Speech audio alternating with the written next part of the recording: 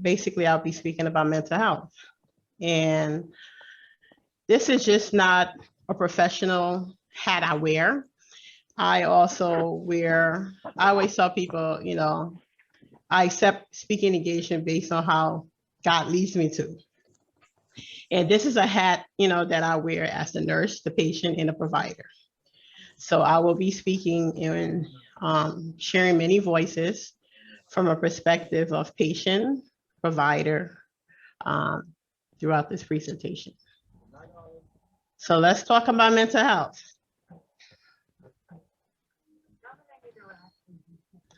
So overall, what is mental health? According to CDC, mental health includes our emotional, psychological, and social well-being. It affects how we think, how we feel, and how we act.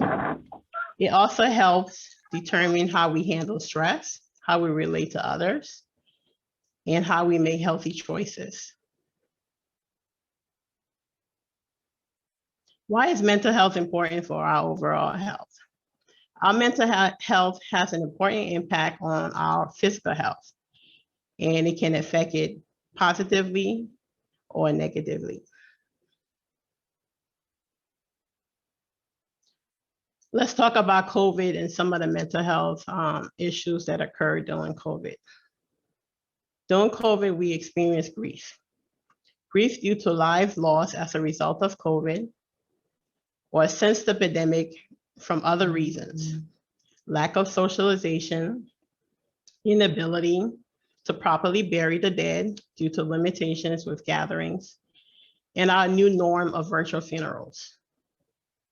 Then developing COVID-19, which works in some people medical or cause exacerbated pre-existing mental health problems like anxiety, depression, or substance use disorders.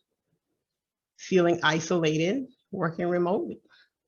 Children attending remote schools and missing regular social interactions. As I talk about grief, I personally experienced grief, during this pandemic. I lost a valuable person to my life, which was my grandmother. My grandmother was the person who took care of me and raised me into the woman I am today. She died on January 9th, correction. And at that same time, when my grandmother died, I had just been hospitalized for COVID on January 7th. I remember the day when the EMS took me from the house where my SATs were 78%, and I wasn't doing too good.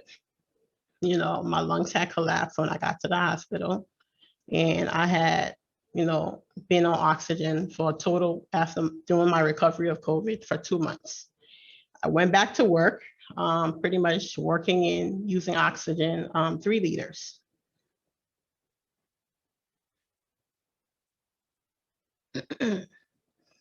Some of the other issues related to COVID were strain on relationships because of quarantine, being mostly at home and in small, probably confined spaces with parenting and marital. Some people experience PTSD developing as a result of COVID-19 and trauma amongst COVID-19 survivors and healthcare workers. Some experience acute stress disorder, increased stress because of not having usual outlets that we would normally have to relieve stress, such as unable to go to church, which is our huge in the Black community, a strong fellowship and support that we implement. Increased awareness about racial inequality and discrimination was another issue. Survivor guilt, when others in the family die and others live. Let's talk about some statistics about COVID, around COVID. A new study from the University of Washington Institute of Health Metrics and Evaluation found that COVID-19 deaths are 50 to 60% higher than reported. COVID deaths worldwide, about 7 million. COVID deaths in the US, about 900,000. Although Black people only comprise of 13% of the US population, we make up 30% of the COVID-19 cases. Similarly, Latinos, and 18% of the population. Yet they're making up 17% of the COVID cases. There are about 328.2 million people in the US. So the Black population is about 42,666,000 of that. Let's talk about some of the disproportionately situation affecting us as minority. The COVID-19 pandemic has brought social and racial injustice and inequity to the forefront of public health. Discrimination is wide and awakening. Barriers to accessing healthcare, lack of insurance, transportation, childcare, language/cultural barriers, or ability to take time off from work. Occupation, working in essential jobs, conditions where there is more exposure to COVID. Educational, income, and wealth gap in housing are all disproportionate for minorities. Increased risk for serious illness if they contract COVID-19 due to higher rates of underlying health conditions, often caused by these same factors, according to CDC. Let's talk about mental health again with people of color. Before the pandemic, Blacks and Latinos had substantially lower access to mental health and substance use treatment. They struggled to find access to needed treatment, often terminate treatment, sometimes prematurely, and experience less culturally competent and responsive care providers. COVID-19 exacerbates all this and puts those with behavioral health problems at even a higher vulnerability.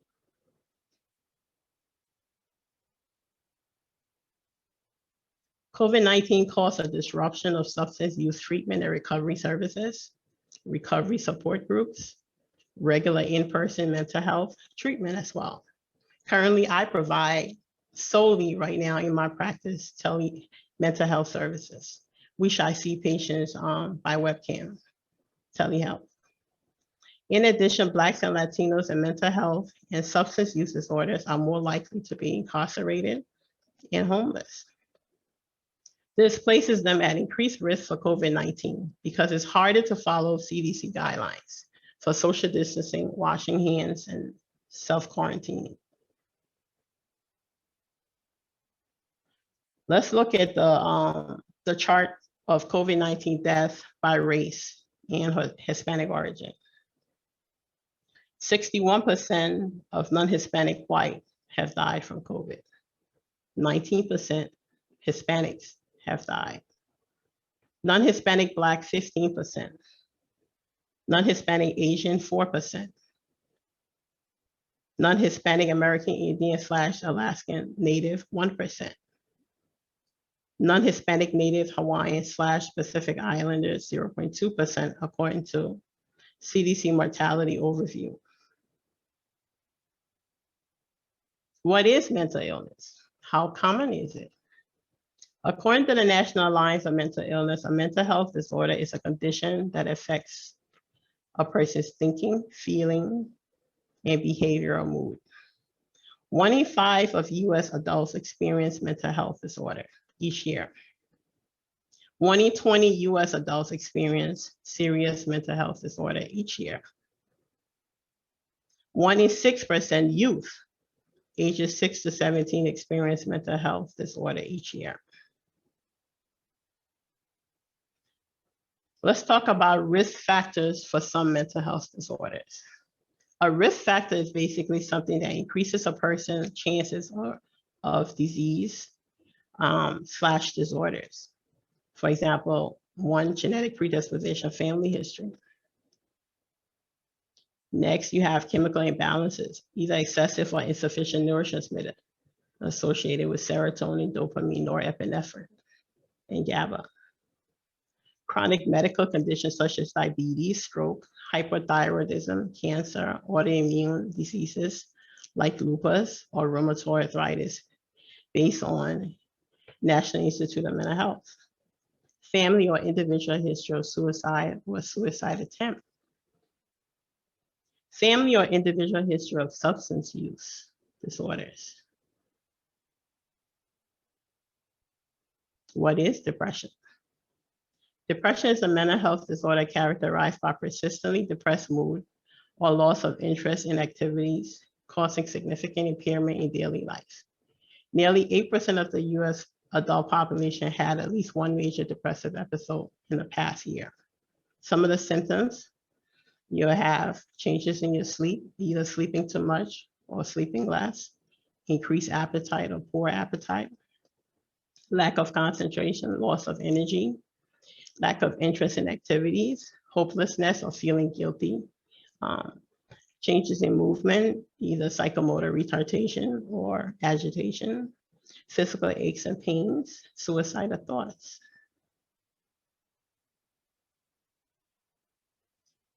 There are several types of depressive disorder. I'll talk briefly about them. We'll start with major depressive disorder.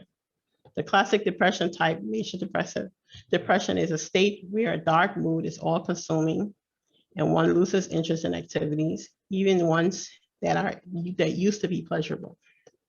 Other symptoms, again, are trouble sleeping, changes in your appetite, changes in your weight, lack of energy, difficulty concentrating, difficulty thinking, feeling worthless, feeling hopeless.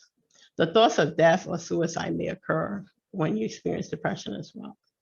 To be diagnosed with depression, you have to have 5 of the symptoms over a 2 weeks period that's consistently affecting your daily functioning. At least one of the symptoms must present with depressed mood or loss of interest and pleasure. Next, disruptive mood dysregulation disorder. Childhood disorder characterized by extreme irritability, anger for most of the day, frequent temper outbursts, verbal or behavior that keep a situation at a child's developmental level. The irritability causes a child to have trouble in functioning. To be diagnosed with DMDD, a child must have these symptoms steadily for 12 months or more.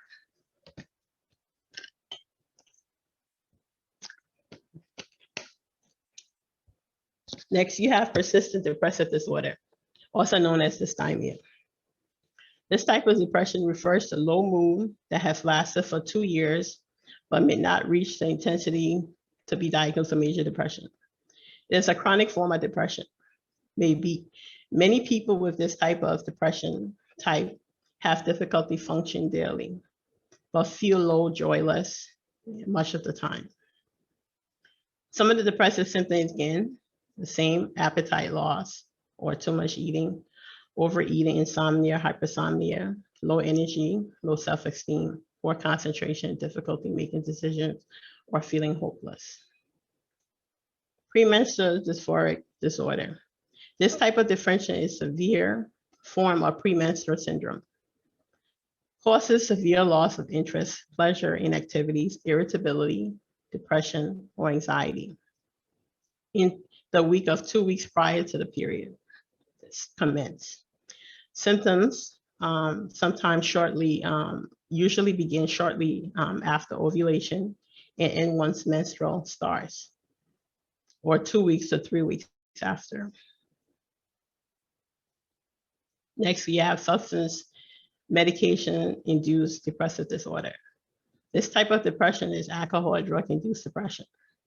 It is characterized by prominent and persistent change in mood exhibiting clear signs of depression or marked by a decrease in interest or pleasure in daily activities and hobbies. Typical common depressive symptoms are exhibited after substance use. Depressive disorder due to another medical condition. This type of depression happens as a direct result of general medical condition or long-term illness affecting the body system and causing disturbance. Some medical conditions that are associated would be HIV, AIDS, diabetes, arthritis, stroke, metabolic condition, autoimmune conditions, back pain, certain cancers, brain disorders, such as Parkinson's, Huntington, multiple sclerosis, and you have Alzheimer's. This type of depression especially needs to be diagnosed early because depression can make recovery from a medical condition more difficult, which also increases the risk of a person attempting and completing suicide. Then you have seasonal affective disorder. This type of depression is more commonly known as seasonal depression. It emerges as days shorter in the fall and winter and occurs at the same time every year. Mood changes result in alteration of the body, natural rhythm. Some symptoms specific to winter onset are oversleeping, appetite changes, weight gain, tiredness. Then you have major depressive disorder with peripartum onset. This type of depression includes major and minor depressive episodes that occur during pregnancy or in the first 12 months after delivery, also known as postpartum depression. Up to 6% of women will experience a major depressive episode during pregnancy or following the first following delivery. Some symptoms: extreme difficulty in day functioning, feelings of guilt, anxiety, fear, loss of pleasure, insomnia, bouts of crying, and thoughts of hurting oneself as an infant. Then we're going to transition to some anxiety. What is anxiety? Anxiety disorder is mental health disorder characterized by feelings of worry, anxiety, or fear that are strong enough to interfere with one's daily activities. Some of the emotional symptoms are feeling tense, jumpy, restlessness, irritability, anticipating the worst. Physical symptoms: pounding or racing heart, shortness of breath, sweating, tremors, headaches, fatigue, insomnia, upset stomach, muscle tensions. 19.1% of the US adults experience this. Some of the types of anxiety are generalized anxiety disorder. And you have chronic exaggerated worrying about everyday life, irritability, muscle tension, sleep disturbances, restlessness, easily fatigue. This worrying pretty much consumes your hours in a day and making it difficult to concentrate and follow through with daily tasks. Then you have social anxiety disorder. Intense fear about social interaction, often driven by irrational worries about humiliation. Someone with social anxiety disorder may not take part in conversations, contribute to sometimes class discussions, or offer their ideas, and may be isolated. Panic attacks are a common reaction to anticipate or forced social interaction. Then panic disorder. Panic attacks and sudden feeling of terror, fear, sometimes striking repeatedly and abruptly without warning, often mistaken sometimes for a heart attack. A panic attack causes powerful physical symptoms, including chest pain, heart palpitation, dizziness, shortness of breath, stomach upset, numbness or tingling sensation, fear of losing control or going crazy, fear of dying, feeling of choking or smothering. Phobias. Certain places or events or objects create powerful reactions of strong irrational fear at times. Most people with specific phobias have several things that can trigger those reactions. To avoid panic, they will work hard to avoid some of their triggers. Agoraphobia, fear of places and situations that might cause panic, helplessness, and embarrassment. Selective mutism, which you see in children, anxiety disorder characterized by a child's inability to speak and communicate effectively in select social settings. Then you have separation anxiety disorder, excessive anxiousness and separation from a particular person and sometimes a pet. Then you have substance medication-induced anxiety disorder, which involves intoxication or withdrawal or medication treatment. Now, what is post-traumatic stress disorder? PTSD is a mental condition that is triggered by a traumatic or frightening experience or event, and it affects 3.6% of the US adult population. Symptoms: re-experiencing symptoms, reoccurring, involuntary, and intrusive, distressing memories. You have flashbacks, bad dreams, and intrusive thoughts. You have avoidance, staying away from certain places or objects that are a reminder of the traumatic experience. Cognitive mood symptoms, trouble recalling event, negative thoughts about one's life, derealization, arousal symptoms, hypervigilance, trouble sleeping, or outbursts of anger. PTSD in children will be seen in behaviors. What is substance use disorder?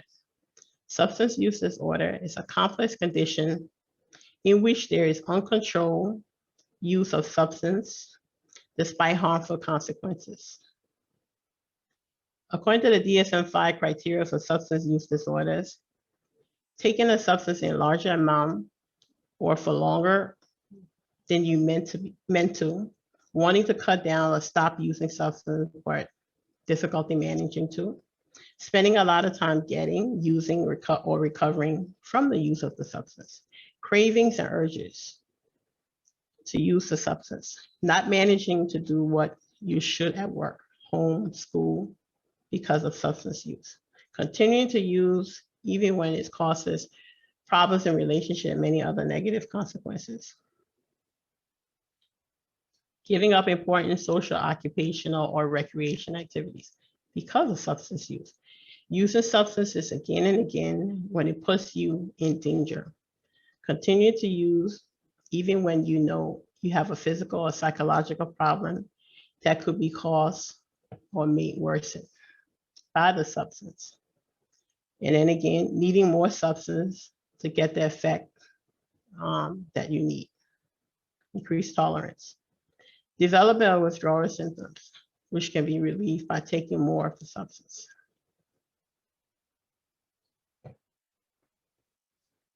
Acute stress disorder is something we also saw during COVID. Acute stress disorder is short-term anxiety disorder that develops 3 days to a month after a traumatic event. If symptoms persist longer than a month, the person may be usually diagnosed with PTSD. The symptoms of ASD are extremely similar to the PTSD. Some of these symptoms are the flashbacks, the nightmares, intrusive memories, avoidance of reminders of the event, difficulty remembering, derealization, disassociation, inability to experience positive emotions, anxiety, sleep disturbance, irritability, and difficulty concentrating.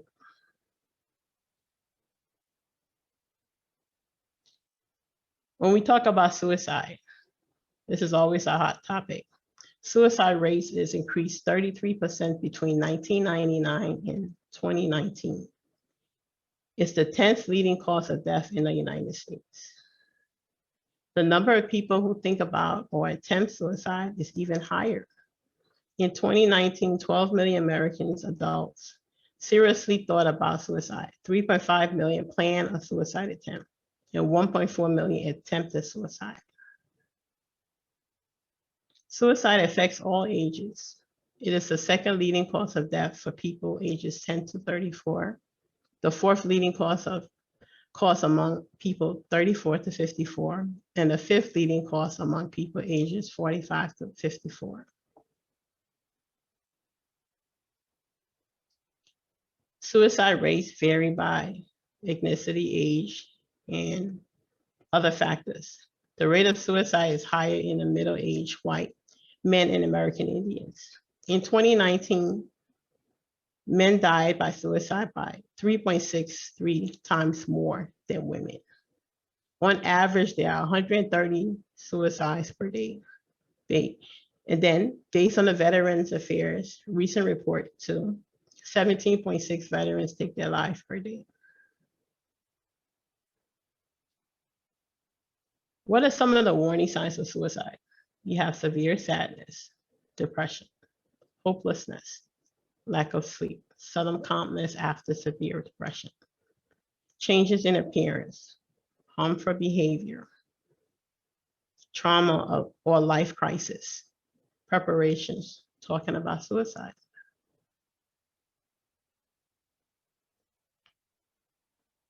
What are some of the suicidal risks? Living alone, hopelessness, family history of substance use, family history of suicide attempt, chronic medical illness, prior suicide attempt, psychosis, individual substance abuse, history of trauma, people with impulsive behaviors, people experiencing life-changing events at times, divorce or death of spouses. What should you do if you see warning signs of suicide? If you believe someone you know is in immediate danger of killing themselves, do not leave them alone. If possible, ask for help from friends or other family members. Ask the person to give you any weapons they might have. Take away or remove objects, anything that's sharp a person could use to hurt themselves. If the person is already in psychiatric treatment, reach out to their treating practitioner or therapist. Try to keep that person as calm as possible. Call 911 or take the person to the nearest emergency room. Call your local suicide prevention hotline. National Suicide Prevention Hotline is 800-273-TALK or 8255. What are some of the common stresses, if left unresolved in life, that can lead to contributing factors of exacerbating mental illness? Finances or poor money management, relationship problems due to poor communication, trust or infidelity, breakups, separations and divorce, family, poor boundaries or poor communication, job or no job, death, loss, domestic violence and abuse, chronic medical conditions, loneliness, lack of support or support system. Again, what we're dealing with every day, racial inequality and discrimination, all contributing factors. Let's talk about coping skills. Coping skills I like to always divide into 7 different areas. Personal care. We'll start with personal care. Just taking care of yourself, waking up, getting up, showering, bathing, brushing your teeth, smelling and looking good, moisturizing, hair and facial grooming, getting your nails done, your toenails done, acquiring shelter, housing for oneself, keeping your environment clean, getting chores done, dressing appropriate for the weather and wearing appropriate clothes for the season. When we talk about physical care related to ways to cope, good nutrition, balanced meal, limiting fast foods, and preparing more healthy meals. Like last night, my daughter and I got in the kitchen and we fixed some food. Limiting soda and caffeine, no drugs and alcohol, and decreasing tobacco use. Exercising is huge. Drinking enough water. Finding the right primary care doctors and specialists to partner with. This is your care, remember. Sleep and rest, very crucial. More for physical health, seeing a dentist regularly, cleaning, tooth repair, addressing your dental hygiene, such as mouth odor cares, routine eye checks, follow-ups, seeing a doctor when you're sick, weighing pros and cons, even in today's society with COVID-19 vaccine, social distancing and wearing a mask, understanding and weighing the benefits and risks of any medication or medical procedure. When we think about mental and emotional or psychological self-care, identifying stresses and triggers in life, practicing self-love, again, exercising and mental health walks, self-reflections, sleeping, practicing adequate time management and knowing when to rest and learning, again, when to say no sometimes. You can't always do everything. gaining insights and awareness of choices, relationships, and growth, reaching out for professional counseling and mental health treatment if needed, identifying and asking for help with mental illness and alcohol or drug problems, and knowing when social drinking is no longer social drinking, is more. Next, for psychological care, developing healthy ways to cope with life, again, trials and tribulations, understanding negative consequences of alcohol and drugs on the body, developing a healthy support system, because no man is an island, keeping in mind not everybody may be a good fit for your support system because they may cause you more stress. Establishing healthy relationship, knowing roles and establishing boundaries, which is crucial. Developing meaningful romantic relationship, speaking life and positive affirmations to yourself and others. Breaking taboos and unrealistic limitations and expectations. Learning what you have control over and what you don't have control over. Again, realizing every reaction to an action may have a consequence. Connecting with mental health professionals to talk, because again, no man is an island. Music and art therapy, they're all good. Developing interests, developing hobbies, understanding that it is okay to respectfully agree to disagree, and you cannot make everyone happy, nor can everyone make you happy. And developing meaningful and fulfilling and relationship. And again, learning when to let go of things and others, let go of things and others. Spiritual care, another, under the ways to cope. Know who guides your life. Definitely know who guides your life. Understand that there is a physical being greater than you. Be one with self. Get in tune with the voice of God in making decisions. Your prayer life, helping others, having a purpose, a vision, a dream, working to make that a reality with God being your helper. Taking leaps of faith, staying hopeful, knowing that God is with you. Realize that some disappointments and challenges can be blessings and can be blessings in the next steps of your life, stepping stones to the next step of your life.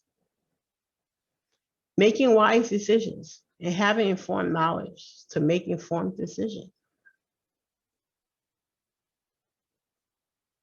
More spiritual self-care. Take heart. One of my favorite scriptures is Jeremiah 29:11.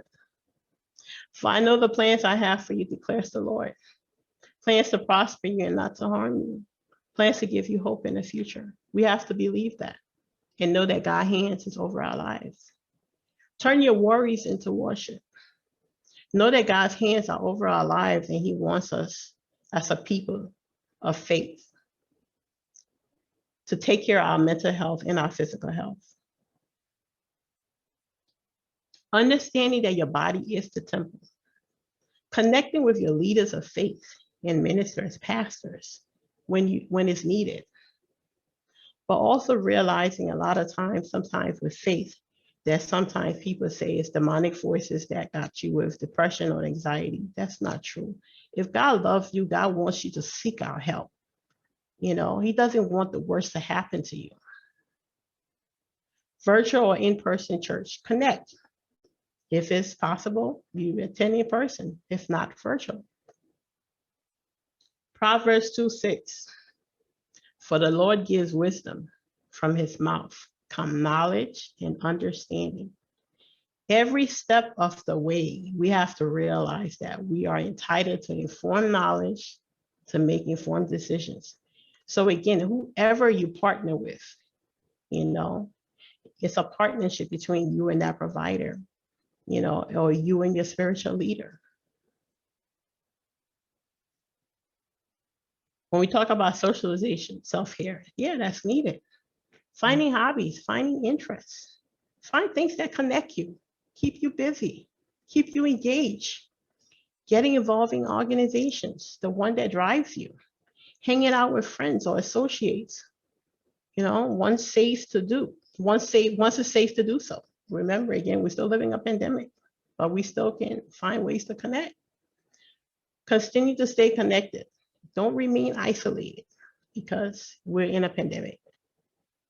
Take safe getaways and vacation if needed and if you can do so. Professional growth and development, self-care. Find purpose by creating short-term, 3 to 6 months goals and long-term 1 to 5 year goals, or even 90 or 6 months or 12 months action plan over your life. Remember, this is your life. You are the author of it. Choose your profession for the right reason, for enjoyment, for satisfaction, for happiness, versus for making money. Yes, we know we need to make money, but you last longer in a profession and you have much more happiness if you like what you do. I tell you, I wouldn't be in the field I am right now if I didn't like it. Take career professional assessment to see where you fit for a career or profession. Obtain education and training. Live by professional moral and ethical codes and values. Remember my tagline that states, you are no good to anyone if you're no good to yourself. Financial self-care. Understanding the value of credit, investment, savings, budgeting, paying attention to our debt to income ratio. I know through my lifetime, I struggle in that area, but again, I'm a work in progress. Some of the professional mental health treatment are psychotherapy, also known as talk therapy. You have CBT, DBT, faith-based, trauma-focused, strength-based, motivational interview, and many others types of therapies. Medication management, standalone. Medication management integrated with therapy. Because again, like I always tell my patients, there is no fix-it pill, contrary to what modern medicine and have stated. Group therapy, family therapy, relationship counseling, such as premarital, marital, and couples therapy. Some of the resources that may be helpful that I utilize during these presentations are here. What I want to leave you with, really, my sisters, my brothers, is the fact that this journey is not an easy journey. We will experience so many stuff along the way. Trust me when I say this, I am a work in progress. As I stated before I started, I know what it is to be the nurse, the patient, and the provider. I have personally experienced medical challenges. Like I shared, COVID, I almost died January. Grief, my grandmother died. I've had depression, anxiety. There was a time of my life I was on, meds, for over 2 years, years ago. I know it's not an easy journey. There's been times when I remember 18 years ago, I was being medically discharged from the military. Had no job because I was being medically discharged. My husband and I at that time were having challenges. I experienced suicidal thoughts. Yeah, Dr. Vansiea did. Because I feel like my life right now is a living testimony. I'm not just wearing the provider hat, but I have walked the patient hat many times. When I experienced suicidal thoughts, the thing that kept me grounded is, again, my faith, to remember the fact that if I took my life, it won't just be my life that I'll be taking, but I'll be taking an unborn child's life that did not ask me to take that life. So yeah, it's hard to talk about some topic, but I believe that through my healing and using those ways, the cope that I have shared with you have helped me to be a much more better practitioner than I am today. The love of my grandmother and her support, teaching me, guiding me, has been all of the woman I am today to speak. Challenges will happen, but there is a road for recovery. Just believe in yourself, believe in God, and make it happen. I thank you.